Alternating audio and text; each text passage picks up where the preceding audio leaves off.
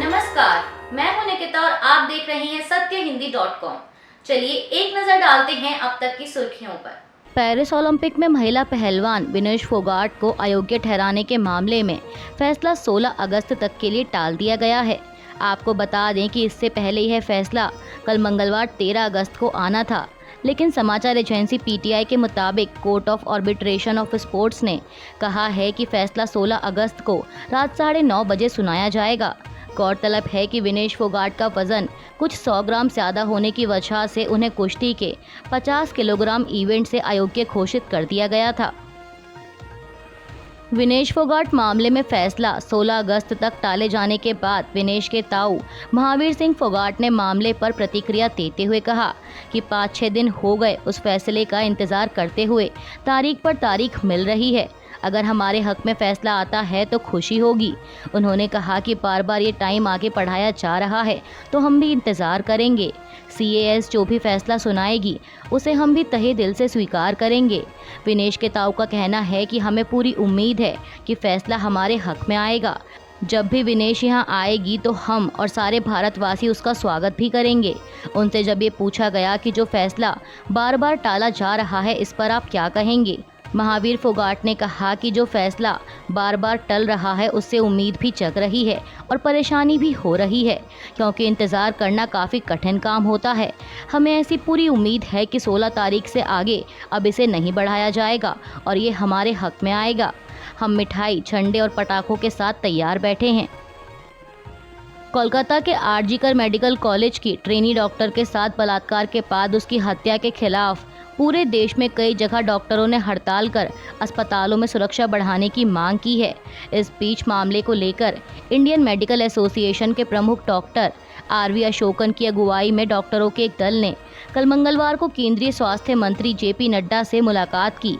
इस मुलाकात के बाद डॉक्टर अशोकन ने पत्रकारों को बताया कि उन्होंने स्वास्थ्य मंत्री के सामने 3 मांगे रखी हैं। उन्होंने कहा कि हमने मंत्री जी से कहा है कि देश में अब डॉक्टरों की संख्या में 60% महिलाएं हैं, इसलिए महिला डॉक्टरों की सुरक्षा एक अहम मामला है।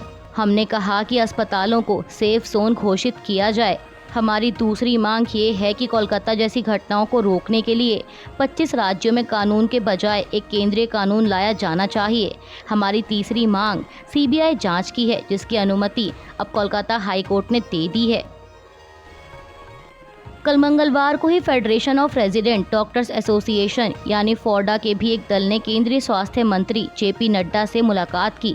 इस मुलाकात के बाद फोर्डा के अध्यक्ष अविरल माथुर ने कहा कि हमने केंद्रीय मंत्री JP नड्डा से उनके आवास पर मुलाकात की और अपनी संशोधित मांगें उनके सामने रखीं। उन्होंने हमें आश्वासन दिया है कि वे डॉक्टरों के लिए सुरक्षित कार्य वातावरण उपलब्ध कराएंगे। हमारी सभी मांगें मान ली गई हैं, इसलिए federation of resident doctors association हड़ताल वापस ले रहा है। भाजपा के वरिष्ठ नेता सुब्रमण्यम स्वामी ने पड़ोसी बांग्लादेश में हुए तख्तापलट के बाद हिंदुओं की टारगेट किलिंग को लेकर बड़ा बयान दिया है। कल मंगलवार को अपने एक्स हैंडल पर एक पोस्ट में उन्होंने सवाल उठाया कि हमले अपमान पर क्या हम बदला नहीं ले सकते। सुब्रमण्यम स्वामी के मुताबिक अगर बांग्लादेश के भयानक मुसलमान रक्षाहीन हिंदुओं को मार सकते हैं या उनका अपमान कर सकते हैं तो क्या हम हिंदू प्रतिशोध लेने के हकदार हैं। भाजपा नेता ने आगे सलाह देते हुए कहा, हाँ, हमारे सैनिकों को बांग्लादेश में भेजो और उस पर कब्जा कर लो। साथ ही उन्होंने ये भी कहा कि लेकिन हम मोदी से परेशान हैं जो चीन के सामने झुक गए, जिन्होंने लद्दाख के 4065 वर्ग किलोमीटर क्षेत्र पर कब्जा कर लिया है। भाजपा को सबसे पहले उनकी जगह किसी सच्चे हिंदुस्तानी नेता को लाना चाहिए।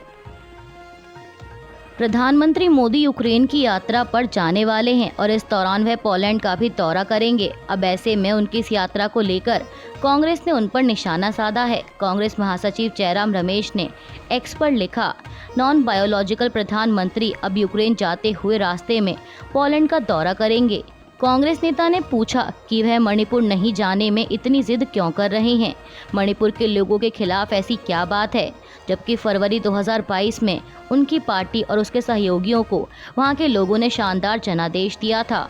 जयराम रमेश ने कहा कि हम जानते हैं कि वे विधानसभा चुनावों में भाजपा को नकारने वाले कर्नाटक जैसे राज्यों के साथ भेदभाव करते हैं, लेकिन उनकी अपनी पार्टी द्वारा शासित एक राज्य की यह निरंतर और अस्वीकार्य उपेक्षा क्यों है जो इतने दर्द, पीड़ा और वेदना से गुजर रहा है। कांग्रेस ने कल मंगलवार को घोषणा की कि वह अडानी मुद्दे की संयुक्त संसदीय समिति यानी जेपीसी जांच, जाति जनगणना और संविधान के प्रति पूरी और सच्चे सम्मान की भावना का पालन करने की अपनी मांगों को लेकर जन आंदोलन अभियान चलाएगी। कांग्रेस अध्यक्ष मल्लिकार्जुन खड़गे द्वारा संगठनात्मक मामलों और चुनाव की तैयारियों के लिए राष्ट्रीय महत्व के विभिन्न मुद्दों पर चर्चा करने के लिए सभी पार्टी महासचिवों, राज्य इकाई प्रमुखों और कांग्रेस के राज्य प्रभारियों के साथ एक बैठक करने के बाद यह बात कही गई। महाराष्ट्र में इस साल के अंत में होने वाले विधानसभा चुनाव से पहले राजनीतिक दलों के बीच तीखी बयानबाजी का दौर जारी है। इसी कड़ी में शिवसेना यूबीटी नेता आनंद दुबे ने कहा कि अब जब महायुति सरकार को पता चल गया है कि उनकी सरकार सत्ता में नहीं आने वाली, तो वे लाडली बहना और लाडला भाई योजना लेकर आ रहे हैं, जिसके तहत वे हर महिला को 1500 रुपये देंगे। आनंद दुबे ने आगे कहा कि विधायक रवि राणा कह रहे हैं कि अगर ये लोग उन्हें वोट नहीं देंगे तो वे पैसे वापस ले लेंगे। बांग्लादेश में तख्ता पलट होने के बाद भारत में शरण लेने वाली शेख हसीना ने कल मंगलवार को न्याय की मांग करते हुए कहा कि हाल ही में हुए आतंकवादी कृत्यों, हत्याओं और बर्बरता में शामिल लोगों की जांच की जानी चाहिए, उनकी पहचान की जानी चाहिए और उन्हें दंडित किया जाना चाहिए। 5 अगस्त को पद से हटाए जाने के बाद अपने पहले सार्वजनिक बयान में शेख हसीना ने कहा कि जुलाई से आंदोलन के नाम पर हिंसा में कई लोगों की जान जा चुकी है। हरियाणा के पूर्व मुख्यमंत्री और वरिष्ठ नेता भूपेंद्र सिंह हुड्डा ने पार्टी की हरियाणा इकाई में गुटबाजी की बात को खारिज करते हुए कहा कि नहीं, कांग्रेस में कोई मतभेद नहीं है, भाजपा में मतभेद है। उन्होंने समाचार एजेंसी पीटीआई से कहा कि पार्टी एकजुट है और विधानसभा चुनाव भी एकजुट होकर लड़ेगी, जैसा कि उसने लोकसभा चुनाव में किया था। अभी के लिए बस इतना ही। बाकी की खबरों के लिए जुड़े रहिए सत्यहिंदी.com के साथ।